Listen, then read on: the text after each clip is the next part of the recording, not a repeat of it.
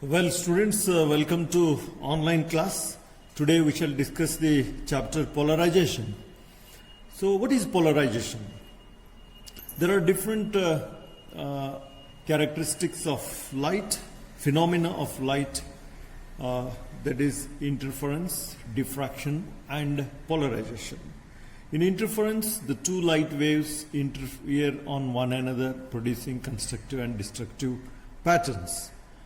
And in case of diffraction also, the light gets diffracted in different directions, and the diffracted waves interfere and produce the diffraction pattern. So what is polarization? In case of polarization, the light shows one-sided property. That means the light contains vibrations. As the light is a transverse wave, the light has got vibrations in all the directions perpendicular to the propagation of wave. Let us consider a wave which is traveling in one direction. So in this case, you can imagine the wave as consisting of crest and trough, and in this case the vibrations are, you can see, perpendicular to the direction of the motion.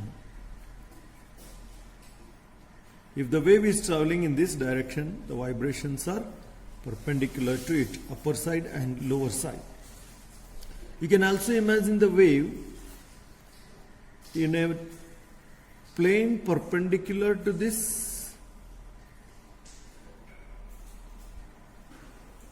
plane of the paper.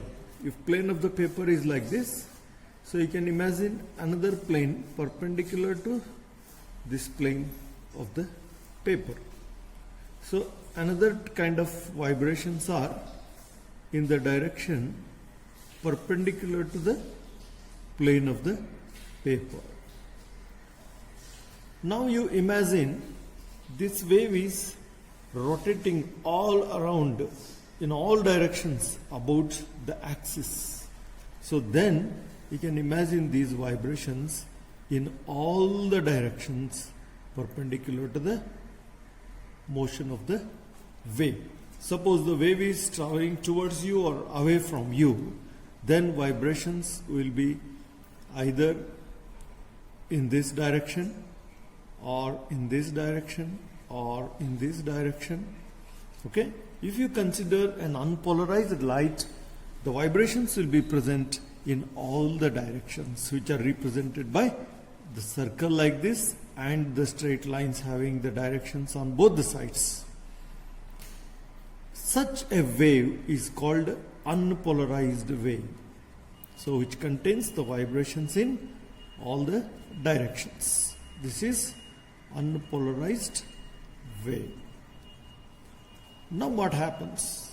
By some means, okay, if you restrict these vibrations in one particular plane, for example, if the vibrations are present only in one direction, that time this kind of wave is called polarized wave. This is called polarized wave. Now, how do you represent an unpolarized and polarized wave in using the geometrical method? So one, if you use the straight lines like this, this shows the polarization in one plane, and if you use dots, it shows the polarization is in both the planes. Okay, so this is a representation of unpolarized wave. And if you use one of this, for example, if you use only dots, it means the vibrations are present in a plane perpendicular to this plane of the paper. This is plane polarized wave. This is plane polarized wave. And you can also show the vibrations like this. This is also plane polarized wave, but it represents the plane polarized wave having the vibrations in the plane of the paper. So vibrations in the plane where the vibrations are present is called plane of vibrations, and the plane in which vibrations are absent, it is called plane of polarization. For example, this is plane of the paper in which vibrations are present. So this plane is called plane of vibration, because vibrations are present in this plane. And here you can see this plane doesn't contain vibrations, but the plane which is perpendicular to this contains the vibrations. So this plane is plane of vibration, and this plane is plane of polarization. This is plane of polarization. Okay? So now you must have understood what is meant by polarization and how this is represented in the diagram. Now the question arises, how to make polarization, how to produce the polarized light. There are different methods of polarizing the light. You may get polarized light by means of reflection, by means of transmission, or by means of double refraction. The light gets polarized. Now we are going to study in detail about how light gets polarized by reflection, polarized by transmission, and by double refraction method. Now let us discuss experiment to demonstrate transverse nature of light. As I showed you, the light contains the two types of vibrations in a plane perpendicular to this plane of paper, and vibrations in the plane of paper, which are shown like this. So you can treat this as unpolarized light. In fact, the vibrations are present in all the directions. If you make this light to pass through a crystal, so that crystal is called a tourmaline crystal. This is a tourmaline crystal.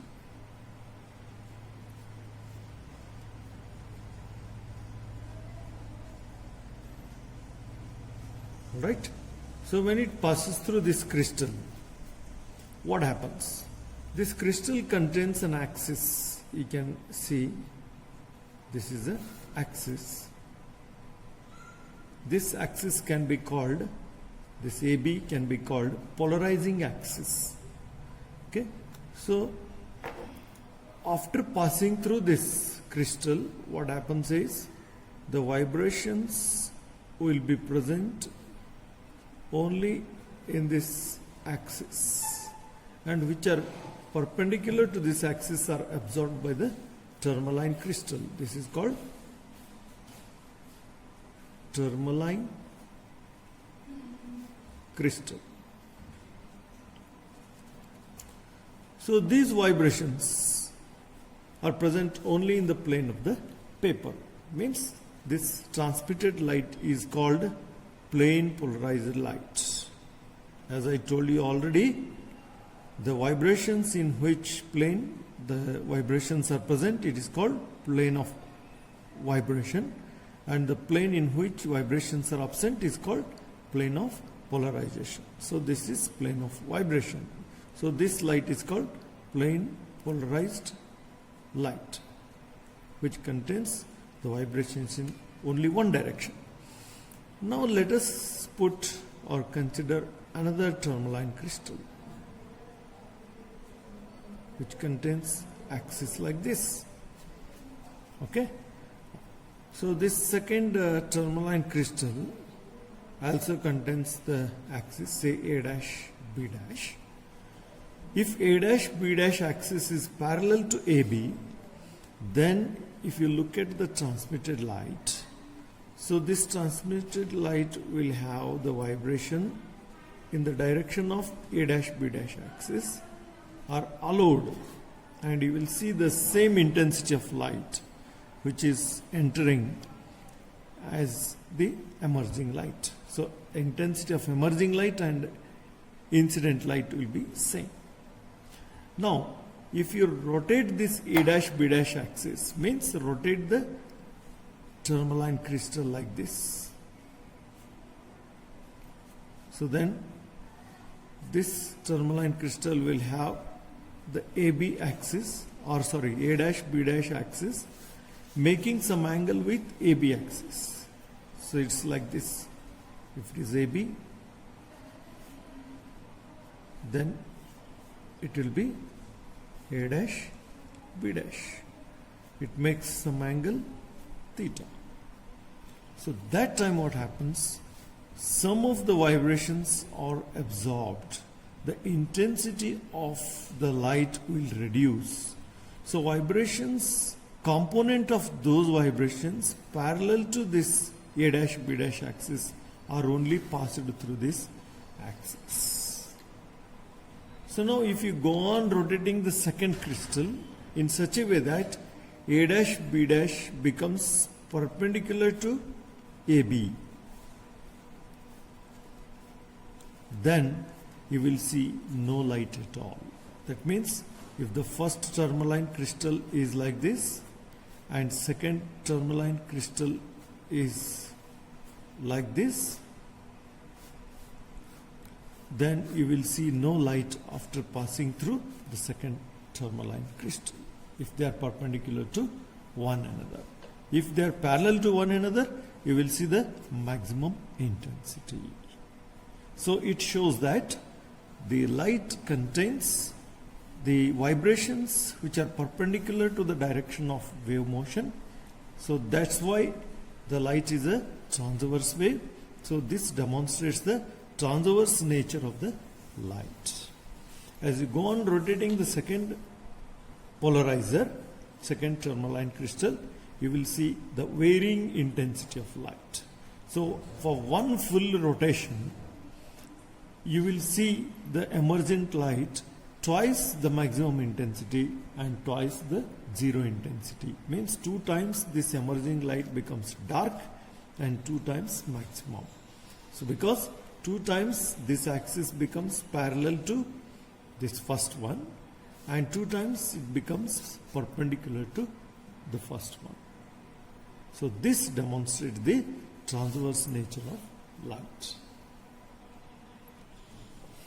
Well, students, so one law is there which is followed during the polarization. That is called Malus law. So what Malus law says? As I told you, there is a transmission axis in the tourmaline crystal. Okay? So if the light falls on this, say that is plane polarized light falls on this, we can say this is a tourmaline crystal and this is the axis of the tourmaline crystal. Okay, so this plane polarized light, when it incidents, as I told you, if the vibrations are parallel to transmission axis, then all the vibrations are allowed to pass through. Means there is no change in the intensity. And suppose this plane of vibration is rotated. How? If the incident vibrations are like this and our plane of transmission in the tourmaline crystal is in this direction, say AB. Here you can see this plane of vibration makes some angle with AB. That time the emerging light will have a reduced intensity and the vibrations will be of course present in the same direction as the transmission of vibrational transmission axis, but the intensity depends upon the angle between the direction of the vibration of incident light and the transmission axis. So what Malus law says is the intensity of light which is emerging through the crystal is directly proportional to square of the angle between transmission axis and the plane of vibration. So how this can be proved? So let us see. So always what happens, if you consider the incident vibration as vector, then this vector gets resolved into two components. So let us consider the direction of the vibration of incident light is along this. The direction of plane of transmission is this, say it is AB. Then you can also imagine one more direction that is perpendicular to AB. Now the incident vibration will get resolved into two components. One along the direction of AB. Another perpendicular to the direction of AB. So those which are along the direction of AB will make some angle with the plane of transmission, theta. Okay?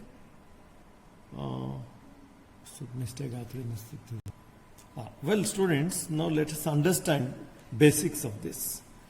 This direction indicates the vibration of incident light.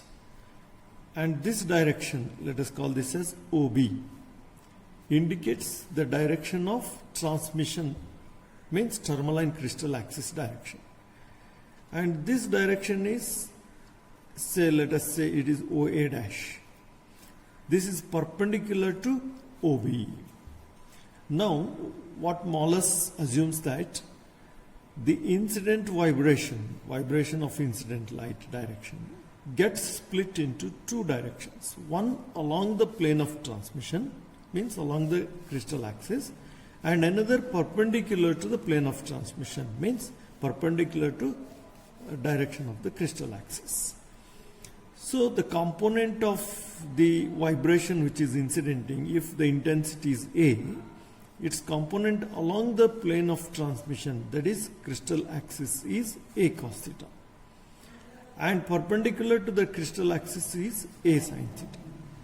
As we know, when light passes through the crystal axis, only A cos theta will get transmitted and A sin theta is absorbed by the crystal, because this A sin theta component is perpendicular to the direction of crystal axis. So emergent light will have the intensity, will have the amplitude A cos theta. As we know, intensity is proportional to square of the amplitude of the light. So what is the amplitude of light in this case?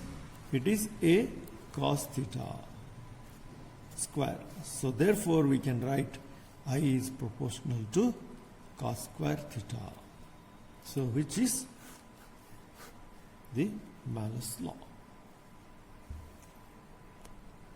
If theta is equal to 0, that means if the incident light will have the direction along the direction of the optic axis, then cos 0 is 1, I is equal to A square, means all the light will get transmitted. If theta is equal to pi by 2 or 90 degree, then cos 90 is 0. That means incident light is perpendicular to the direction of optic axis. So that's why then cos 90 becomes 0. So I is equal to 0. That means if the incident light is having the vibration perpendicular to the crystal axis or transmission axis, then the emergent light will have a 0 intensity. You will see no light at all. Yes, students, now let's understand how the reflected light gets polarized. Let us consider a surface on which the light is incidenting. You know, if the incident light is unpolarized light, it will contain the vibrations in the direction perpendicular to plane of this paper, and also the vibrations in the direction in the plane of this paper. All right? Now, this reflecting surface is a two-dimensional surface. You can imagine like this. Okay? So, you can see all these vibrations of the incident light, which are shown by dotted line. They are having the vibrations parallel to the surface on which the light is getting reflected. So those vibrations which are parallel to the surface which is reflecting, you can also imagine a normal on this.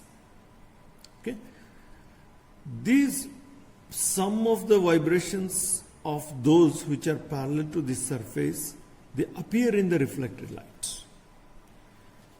And another part of the light which gets transmitted in the medium will contain both of these vibrations. So here also some part which are parallel to this surface will be present in the reflected light. But reflected light will contain partially the light which is making some angle with the surface, and also the vibrations which are parallel to surface. At one particular angle of incidence, if you go on varying the angle of incidence, at one particular incidence, this is a normal, okay? A, B, C, D. This will have, as I told you, both the vibrations, means vibrations in mutually perpendicular directions, and this will also have the mixed vibrations both in the plane of the paper and perpendicular paper. At one particular angle of incidence, the reflected light will have only those vibrations parallel to this reflecting surface and will not contain any of the vibrations. Then this reflected light is perfectly plane polarized light. This is perfectly plane polarized light.